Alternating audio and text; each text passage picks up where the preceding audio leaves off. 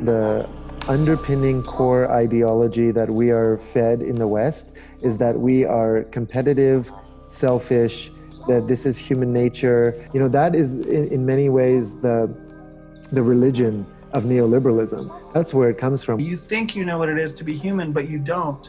Yeah. All you know is how a human behaves in a power over paradigm. But what if you were to plug that human being into a completely different paradigm?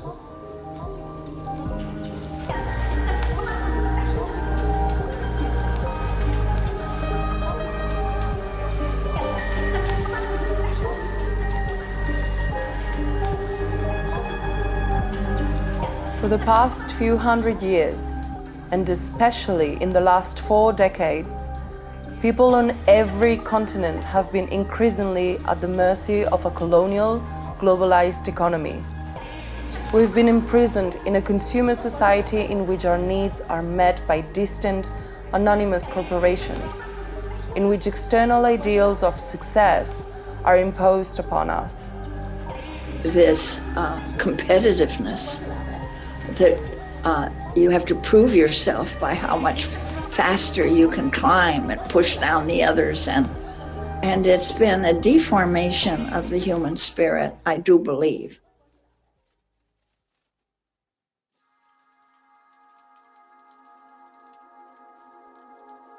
But for hundreds of thousands of years, we evolved for a very different type of living. Tribalized. I don't mean tribalized as in ideological oppositionalism. I mean tribalized as I live with these 150 people. My survival is dependent on their survival. My contentment is dependent on their contentment. There's no brain system that supports competition. There's no brain system that's all about aggression. All these assumptions that this society ascribes to human nature, they don't exist in our neurophysiology. And there's an ache now for people to discover who they are. We human beings didn't evolve for a hyper-individualized, competitive way of being. For most of our time on this planet, we lived in collaborative, intergenerational communities, deeply connected to the land and the waters that sustained us. This is why you can now see across the world, people who've been pushed into this unnatural, high-rise way of living, disconnected from each other and from the earth. They're now developing a natural and almost biological hunger for community and connection to nature. I see that the more interest among young people about the farming and moving, especially moving outside of big cities, because they are very, very hungry for communal bonds. So I see something very important is happening here. And the young people in Brazil are already showing that they want this ecological future and local future, locally based and deeply weaved within territory to exist.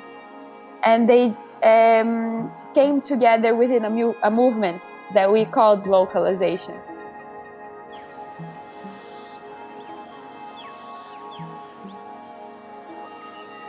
Beyond the mainstream media, on the ground on every continent, a quiet revolution is emerging. People are seeking community, collaboration, ways of life that nurture the natural world instead of destroying it. Farmers' markets, small business alliances, transition towns, mutual aid networks, community banks, agroecology schools, alternative education, permaculture, eco-villages, and more. Collectively, these diverse initiatives demonstrate a new path forward for humanity. It's a path that localizes rather than globalizes, connects rather than separates, and shows us that human beings need not be the problem. We can be the solution. We are facing an emerging global civilization and the danger of global monoculture. And it is this danger that can be countered by the localization movement. It is localization that can enable the emergence of diversity, identity, autonomy, and resilience.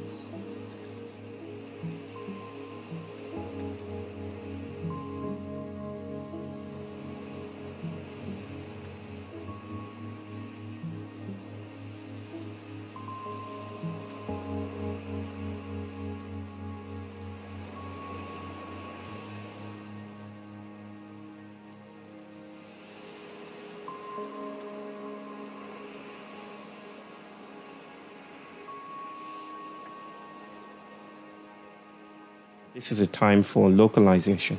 It's modest, it's simple, almost beguilingly simple. But it's also complex. It also means that we have to shapeshift. It also means we have to be different. In local economies, people can see their impact on others and on nature. This is a human scale, where the structures create transparency and accountability and bring out the best in people. This, for me, is the strongest argument for localization. When people work locally, they look after what they're working with. They have a longer horizon. They're not thinking to the next shareholder meeting, to the next quarterly profits review. They're thinking, what would this be like for my children and grandchildren? That kind of long-term vision is profoundly ecological. People want to experience their responsibility. And that means that you carry yourself with pride and dignity because you matter. What makes a human being happy? I don't want to trivialize that question, but I would say that it is multidimensional relationships. Relationships to each other, to other people, to non-human beings, to a place. You create together. You meet physical needs for each other. You are embedded and you could say of a place, not just a separate self. But you are part of a circle, of a circle of circles of circles of circles of relationships. Therefore, you know who you are. Therefore, you have a sense of belonging. So what Mahatma Gandhi calls Swadeshi, meaning economics of the place. And we celebrate the diversity of cultures and diversity of religions and diversity of languages, but we keep ourselves rooted in the place where we live. When it comes to food, when it comes to the way that we organise power, when it comes to the way we organise health, and even, I would say, issues as potentially complex as justice, we need to localise where possible.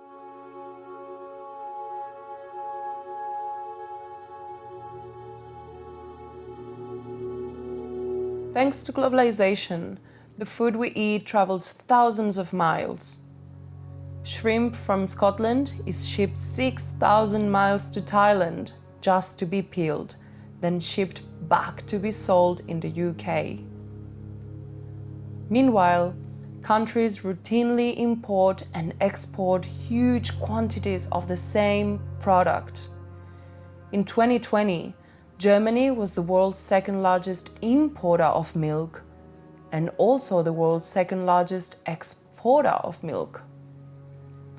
That same year, the US imported $3.5 billion worth of beef and exported $3.75 billion worth.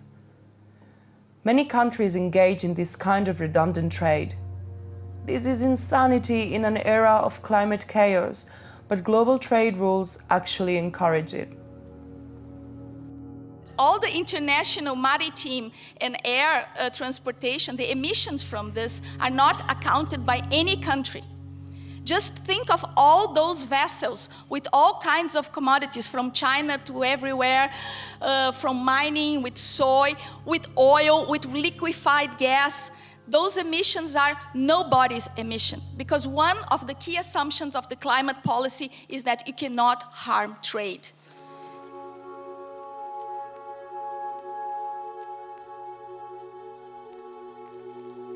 The global market pressures towards vast, chemical-intensive, monoculture-based farming.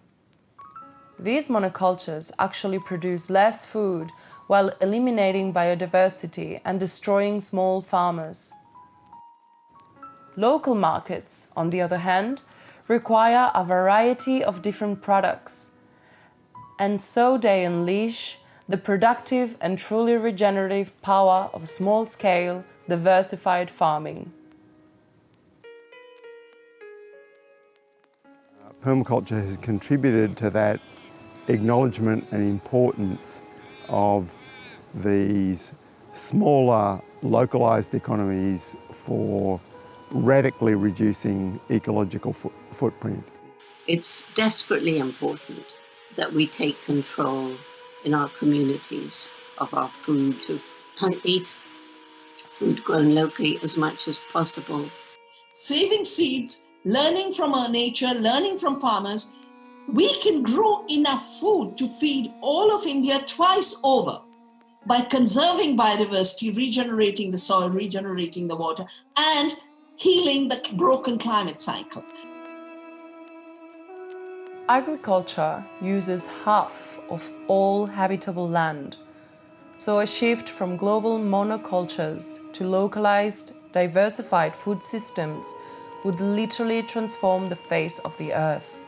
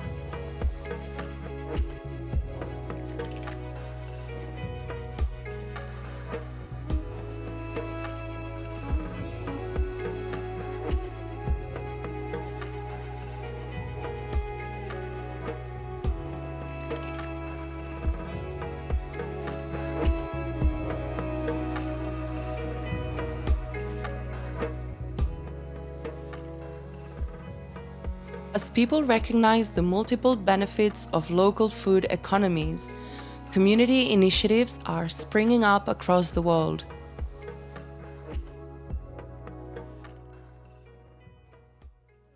We have over 1,500 urban gardens and farms now, all across the city of Detroit. We are going to build a local ecosystem of food entrepreneurs, and we are about to build the most delicious local food economy on the planet Earth.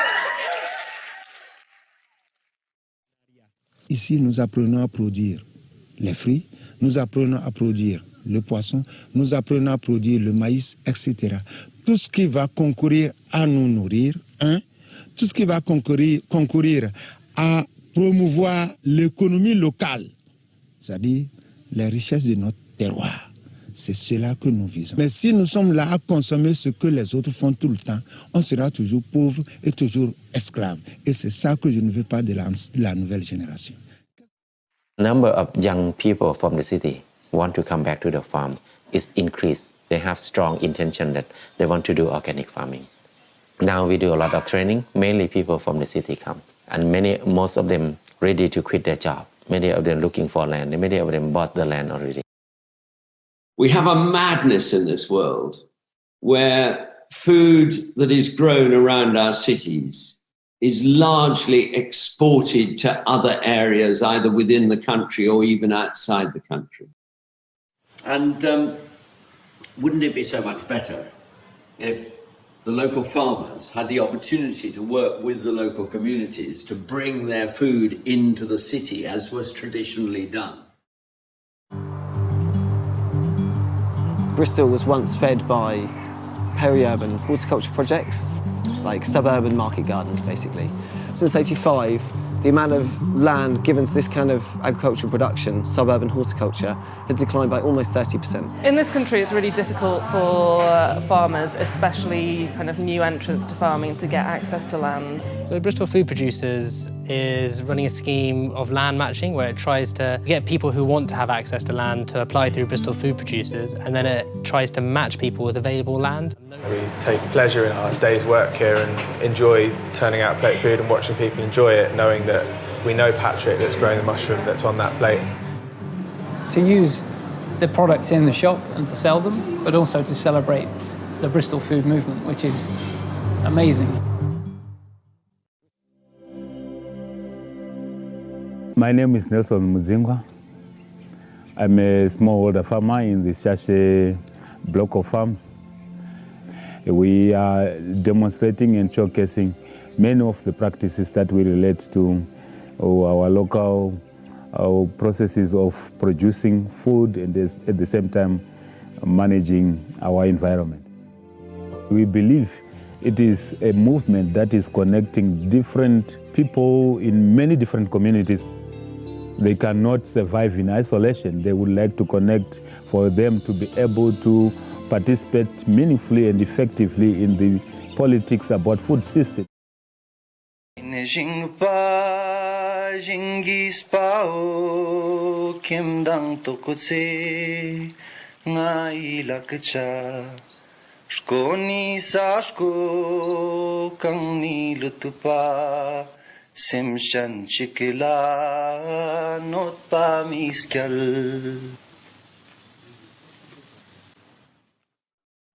Tene I sakyat po tene dang dire tu zanga da chamjik skyop se borche chingna tene ina sakyat ga ngati lakpane tene chodmek tapchis po nina una chamjik khakchanjik dukle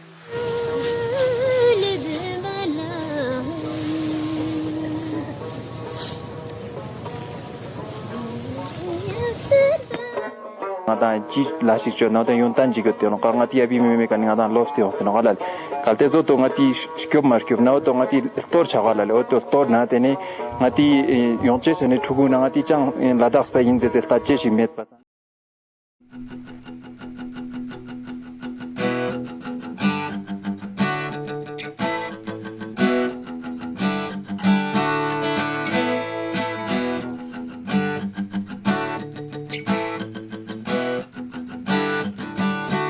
We are a group of friends in Budapest involved in different activities dealing with sustainability and more social justice. We met and decided to launch an ambitious project for better well-being called Cargonomia. We would like to distribute healthy local food in Budapest with our self-manufactured cargo bikes.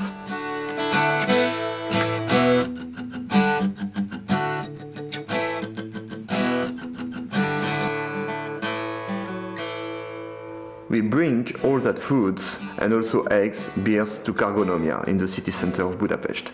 From there, we distribute it to people in Budapest with our cargo bikes made in Tiklonomia.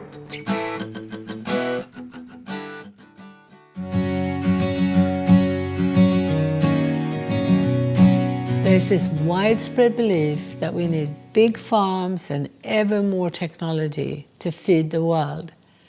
Actually, exactly the opposite is true. We need small-scale, diversified farms everywhere.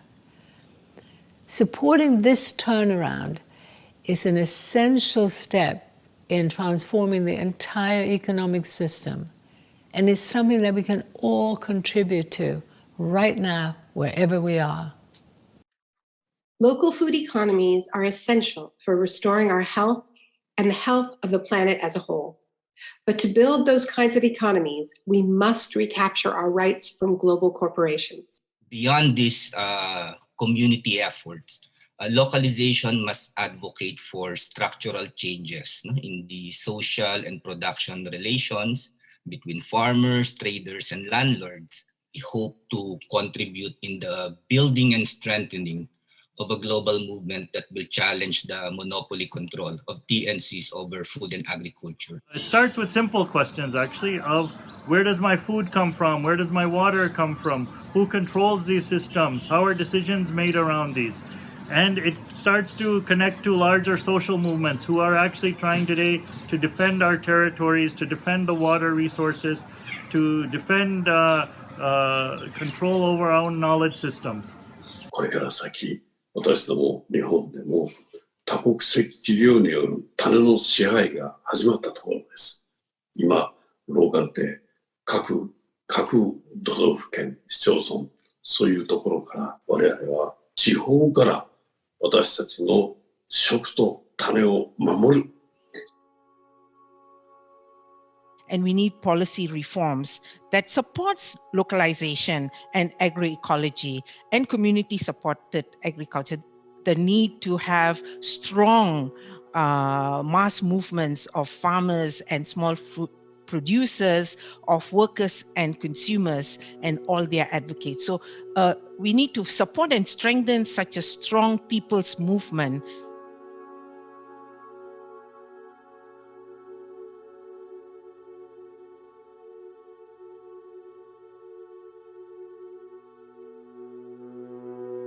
How is it that we have allowed control of our food systems and our entire economy to be put into the hands of giant global institutions?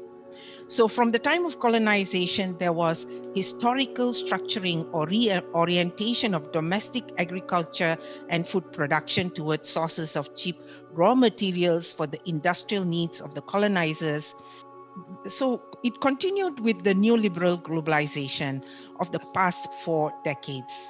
And they've used instruments like WTO, bilateral agreements, FTAs, as well as restructuring required by the international financial institutions such as World Bank and IMF.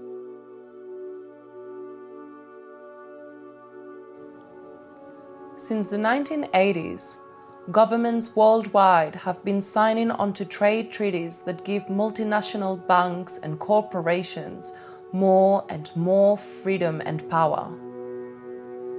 These treaties now even allow corporations to sue governments for any social or environmental protections that might threaten their profits. This makes a mockery of democracy. You know, what did globalization do? It tore down all the rules that allowed justice in society, democracy in society, equality in society, tore it all down and made it all possible to accumulate. So you get the tech billionaires emerging. You get the BlackRocks and the Vanguards. And this year, BlackRock is 9.5 trillion. 9.5 trillion in a decade. They own the media. They, of course, own the whole financial infrastructure. And so basically almost any aspect of our life today is dominated by these global corporations. And what's so terrifying about it is that they are structured legally with one mission above all, which is to increase shareholder profit, shareholder value as fast as possible.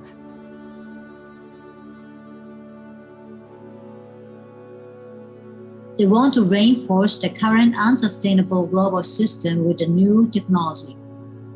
Now, as we move forward with this localizing movement, we have to be very, very careful with this word, new technology. Because now multinational corporations are taking over our food system with that.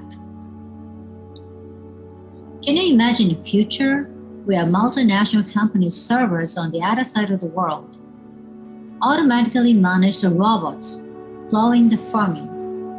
The World Economic Forum has set the goal of digitalizing the whole world. In fact, Yale has already collected 24 million hectares of digital data from all over the world.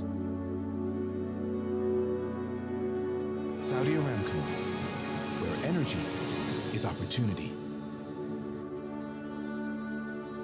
Governments on both left and right are rolling out the red carpet for these corporate giants. They're freeing them from regulation they're freeing them from paying taxes, and they're subsidizing the expansion of globalizing infrastructure. At the same time, citizens, small businesses, and even national industries are squeezed for taxes and burdened by ever more red tape and bureaucracy. That's why products from the other side of the world generally cost less than local products. It's why the gap between rich and poor is so extreme. It's a completely unfair economic playing field. When you have a system that actively undermines the social network and destroys communities because it throws people out of jobs without any thought to the impact of what that will have on a local community. When a Walmart can come in and completely obliterate small local businesses, that has huge impact on people's connection to each other and therefore on their health. One of the many reasons that the technological expansion in the West and now all over the world of the last few centuries is so toxic is that it has been intimately linked with the destruction of community. And this is a breeding ground for all kinds of insecurities. According to Facebook's own research reported by the Wall Street Journal, their platforms make body image issues worse. So if you look at the statistics and the number of people that are lonely, they've gone way up in the last 30, 40 years. Real epidemic of mental health conditions amongst the youth, increased youth suicide, depression, anxiety, all of which actually reflect the consequences of a system that denies children's developmental needs and fails to provide children or adults with a healthy, connected environment. Ultimately, these corporations only get their power by having to push down the actual deep instinct in every human being, every human infant that's born, to love, to be connected, to be part of community, to be part of life. But they have to actually stop that from growing. But people themselves want nothing more than to be part of community, part of life, to feel desired within their community and to feel that they're making a meaningful difference to others around them. But will it lead to wage rises? We've assumed so before, wrongly. The majority of people are getting poorer. Governments are getting poorer. And even CEOs are running faster and faster in fear of losing their jobs in a merger. So why is anyone still going along with this globalizing madness? The system has become so vast, so global, that it's almost impossible to see its contours. And no one has been charged with stepping back to look at the big picture. Instead, economic pressures have been demanding ever more specialization and ever more narrow perspective. So this means that the problem is not so much about evil, greedy people in charge. It's much more about a lack of awareness, about ignorance, from the grassroots to the very pinnacle of power. This is actually quite good in many ways, because the antidote to ignorance isn't complicated. It's about raising awareness.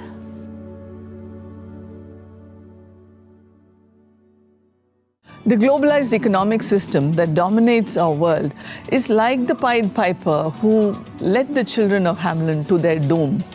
With its enchanting glamour of media, consumerism, and big business, globalization has led us to so many crises like climate change, ecological disasters, widening gap between the rich and the poor, and increasing social violence and illnesses of all kinds. What gives us hope is the millions of deep thinkers and their initiatives that promote localization as a major systemic solution that we need to arrest our civilization's free fall to disaster. When we think local and we consume local, it makes for a healthier planet, because the ripple effect it causes and this community spaces that it creates is just beautiful. I'm trying to shift away from contributing to the fossil fuel economy in any way possible.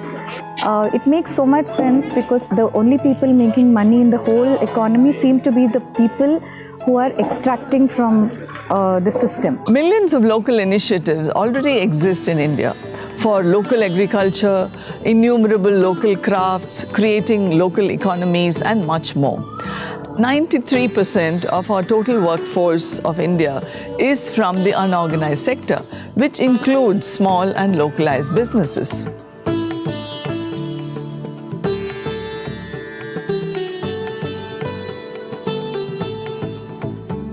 Gandhiji said, India needs production by the masses, not mass production. And that we need Gram Swaraj, which really means respect for localization. India is a country that still has over 20,000 varieties of rice, over 1,000 kinds of handlooms, over 120 major living languages, and we have diversity of all kinds.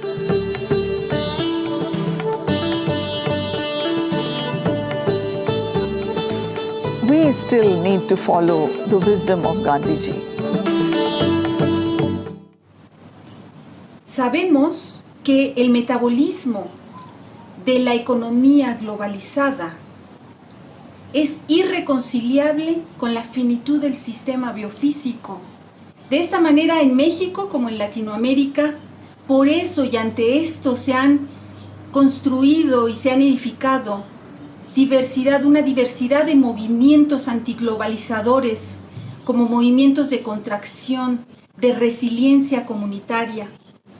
¿Para qué? Para fortalecer en este tejido de las economías familiares. Y en esto, el papel de las mujeres ha sido crucial. Nuestro grupo somos 100 compañeras, 100 familias las que participan. Y siento que lo que más nos ha ayudado es a fortalecer la economía local. Y este año, bueno, a fin de año pasado, 2020, nos invitaron también a participar en un consejo por la defensa de aquellos compañeros que sufren la criminalización por defender su territorio.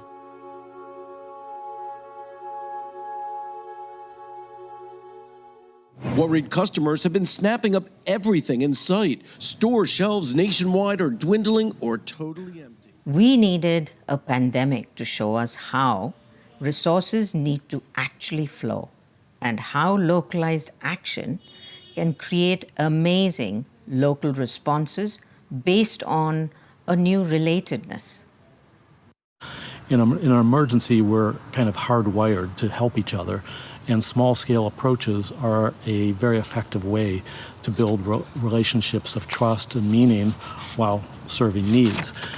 So one of the really dramatic consequences of the coronavirus pandemic is the rise all over the world of community-based mutual support groups. Some of them are amazing.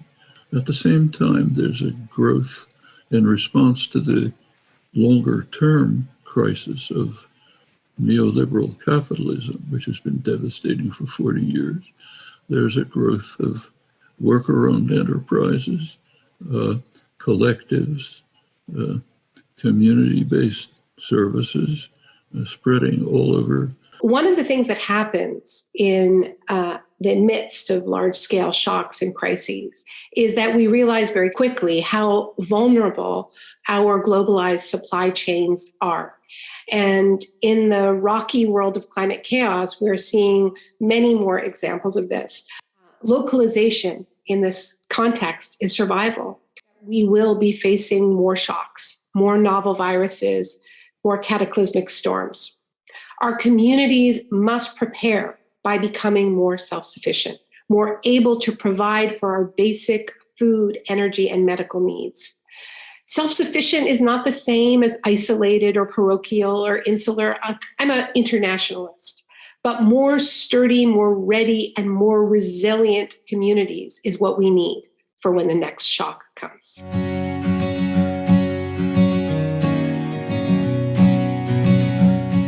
In the modern world, we have been made to believe that globalizing economic development is inevitable. cookie-cutter houses, bigger highways, homogenized main streets, concrete and high-rise and corporate logos on every corner. We have called it progress and treated it as some kind of evolutionary force beyond our control. But all around the world, communities are exploring a diversity of place-based alternatives. We have to rebuild our local economies, our local societies, our local politics. And there's millions of movements around the world which are actually saying, no, we are the power, we claim the power where we are. We're not going to give it to politicians or to corporations. A community decides to manage shared wealth in ways that are participatory, fair, and peer-governed.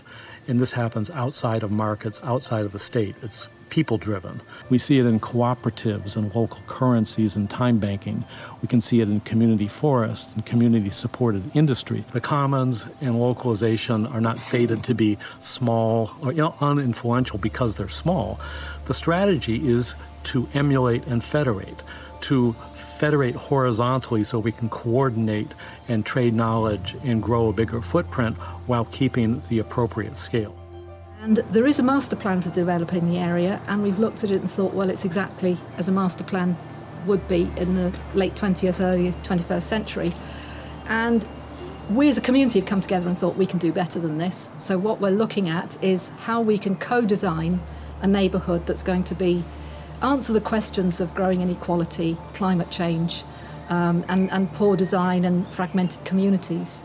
We like to think of the transition movement as being a movement of communities who are reimagining and rebuilding the world, and they do so with a particular focus on localization.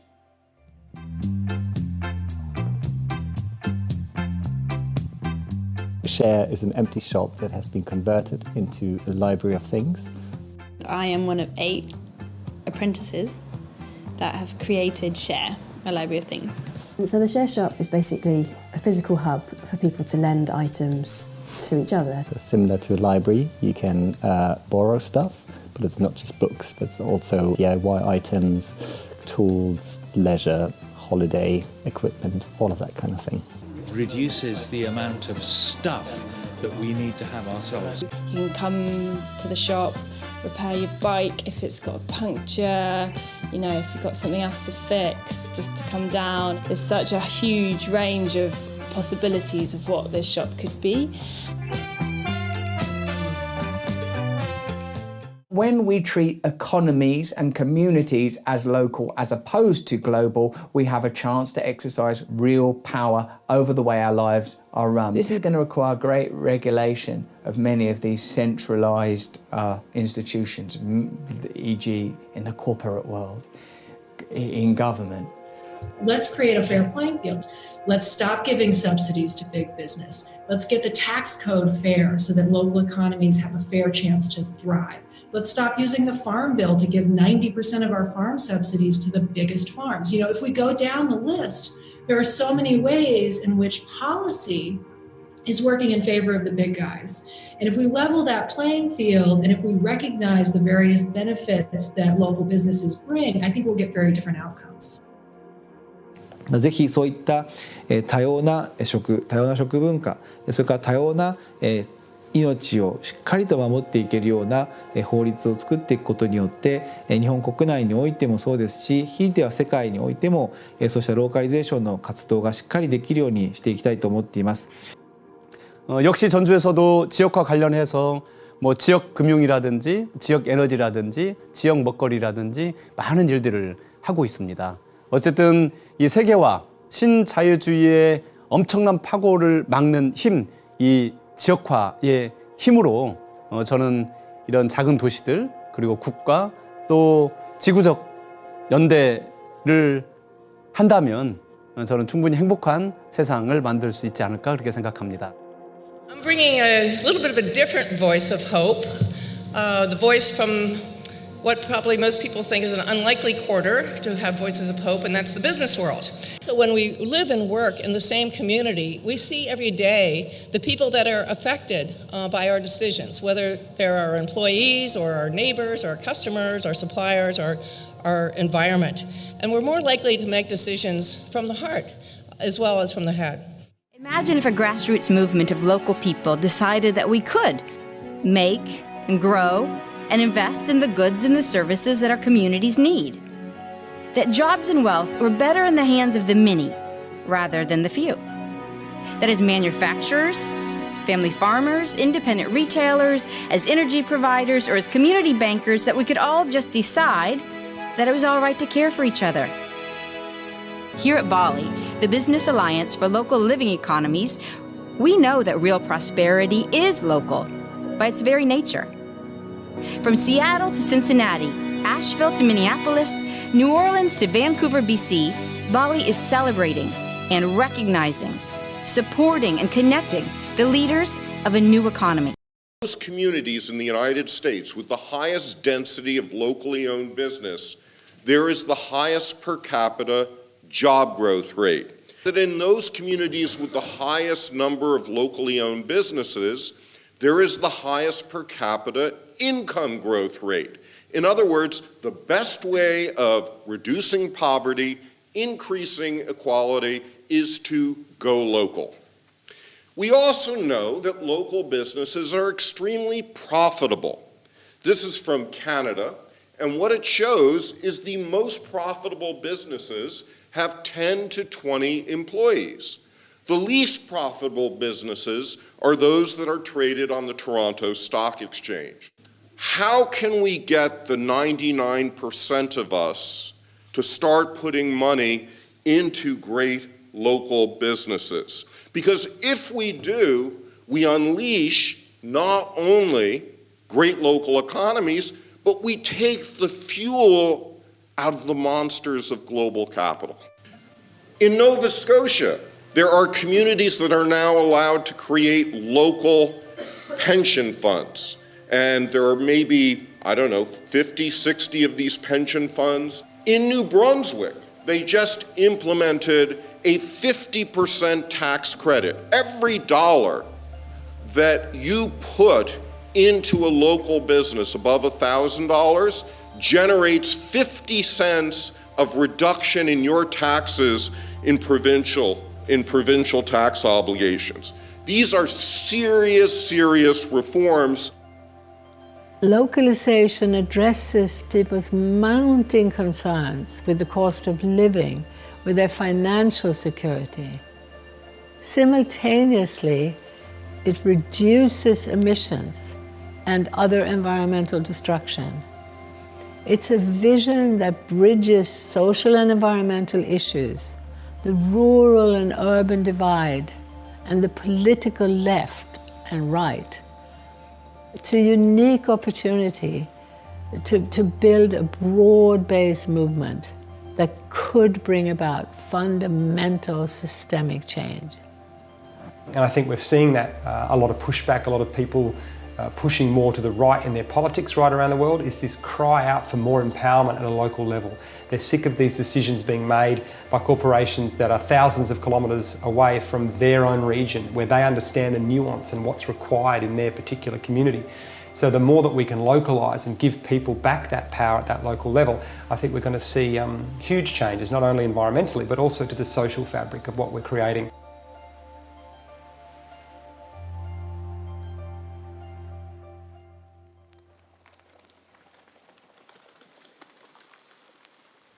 Only the tiniest fraction of the global population is actively involved in promoting the continued globalization of the economy. By contrast, those working for a fundamentally different future can be numbered in the hundreds of millions. Se pravi, prišli smo do mejnika, ko se bo treba resnično odločiti, v katero smer bomo šli, govorim v imenu človeštva, ali v smer, ki je človeku dana, torej k obdelovanju zemlje, k samooskrbi, k prevzemanju odgovornosti za naša lastna življenja, ali pa v smer, ki nam je ponujena, torej v globalistično, kapitalistično družbo.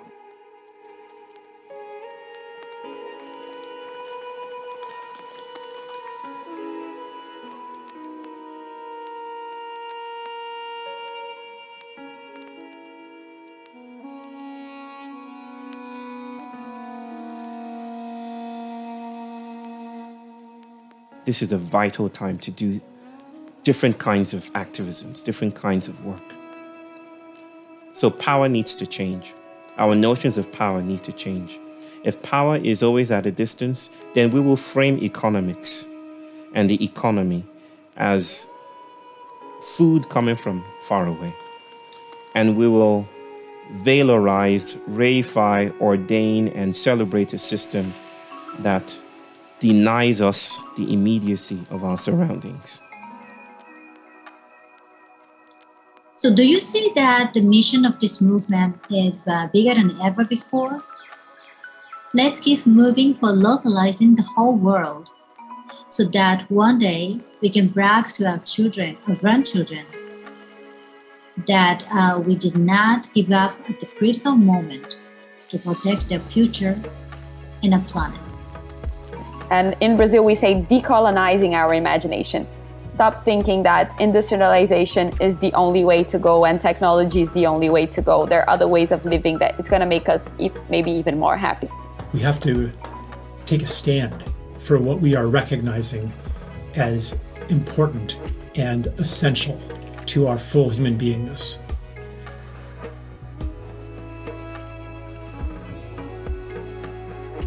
Move people away from this idea that we're in a kind of Darwinian struggle, one against the other, into the notion that we live in communities and we must help each other in communities. I'm not saying let's smash down cities and throw our iPhones out the window, let's keep them, but let's not prioritise the continual commodification and the continual advancement of consumer goods as the dominant idea for our life.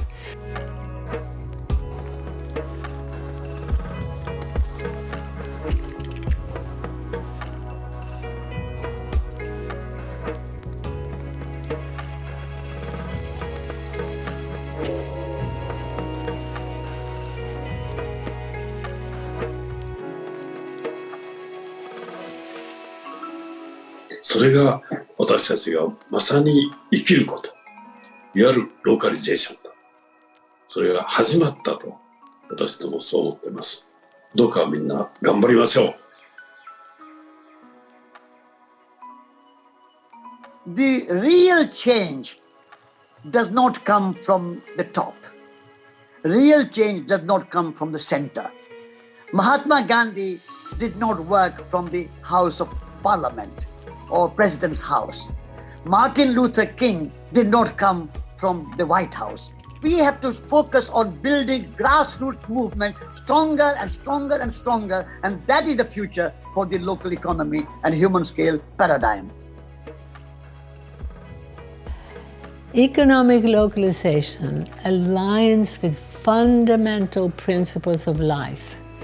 It protects and restores biodiversity, and it answers our deep, innate human need for connection. It's an unstoppable force.